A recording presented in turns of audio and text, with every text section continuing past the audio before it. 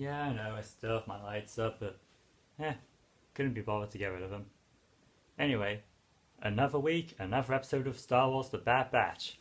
And oh boy, was this one a doozy. So, this episode was the Solitary Clone, and it's kind of basically a villain episode when you think about it. Except it's a villain episode if one of the main characters didn't realize they were the villain. So this episode has like a focus on Crosshair specifically. There's no members of the regular Bad Batch making an appearance at all. It's literally just a Crosshair episode. We see him returning to active duty within the Empire after having been stranded on Kamino for what was apparently 32 rotations. I don't quite know what a rotation means. Like, are those months? I don't know. But anyway, yeah. So Crosshair returns to active duty on the Empire, and he's like, in the beginning of the episode, he's all alone. Nobody talks to him, and he literally sits down on a table with these two other clones, and the two other clones like immediately go away to a different table. It's like, yeah, it's not fun being Crosshair right now. So he then gets given this mission to go liberate a separatist stronghold on this planet that I've never heard of before, and he gets assigned Commander Cody as a superior officer. And man, remember when Rex came back in Star Wars Rebels and everyone was immediately asking, like, where's Cody? Are we going to see Rex and Cody fight each other or something? And after all those years of speculation, we finally get to see Cody again in the Days of the Empire. And I imagine it's not quite what people were expecting. So yeah, Crosshair, Cody and these other troopers go to this planet to basically fight a bunch of battle droids. You know, like the good old days, when everything made sense. And yeah, this episode does kind of feel like a Clone Wars episode at points, but also not, because here's the thing. This may be a clone versus battle droid conflict, but it is not like how those used to play out. Like, honestly, it's hard to know who to root for because the clones are the clones. We're so used to treating them as the good guys that it's kind of easy to forget that, oh yeah, they're a part of the Empire now. They're literally conquering a planet to be subjugated under a fascist regime. Yeah. But still, we get some great action, some nice little character beats with the battle droids who are just like they always are. And we do get to see that Cody is still the good man we knew before Order 66 came along and ruined everything. Whereas Crosshair is still Crosshair. Yeah, it all comes to a head when they confront the governor who started this whole thing, and she is... I am so glad she is not anybody we've met before, as a completely new character. But they do still throw in one callback to the Clone Wars to like further solidify her motivations. Turns out she was a friend of Mina Bonteri, the separatist senator that Padme was friends with, who collaborated with her to start a treaty that would have essentially ended the war.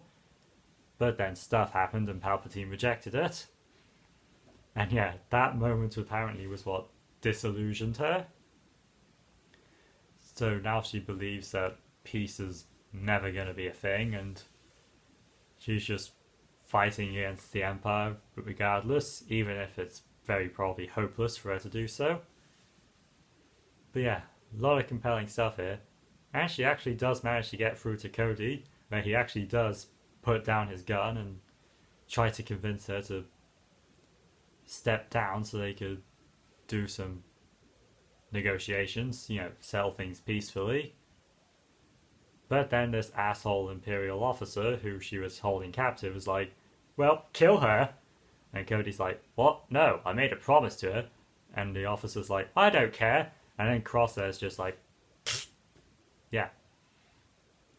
Like I said, same old Crosshair.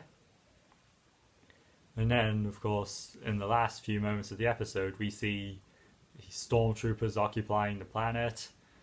It's very much hammering home the message of, oh yeah, we were rooting for the bad guys this whole time.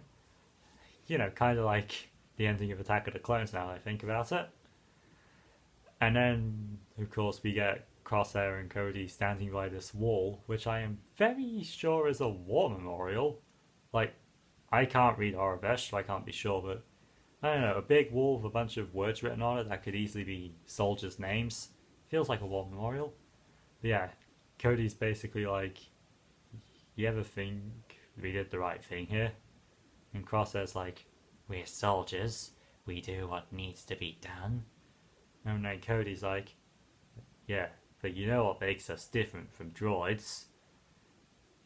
We can make our own decisions, and we have to live with them.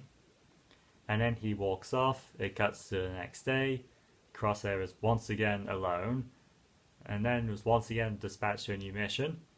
But it turns out he has a different commander for this mission because Cody has gone AWOL. So yeah, good guy Cody. We're going to see him be an ally to the Batch in the future, I'm sure of it. Yeah, definitely looking forward to that. In short, this was just a really great episode. Like, definitely exactly the kind of storytelling I most look forward to from a show like this. And oh boy, I can't wait for next week. But yeah, I am the Overly Positive Fanboy, and I'm signing off on Overly Positive Vlogs for this week.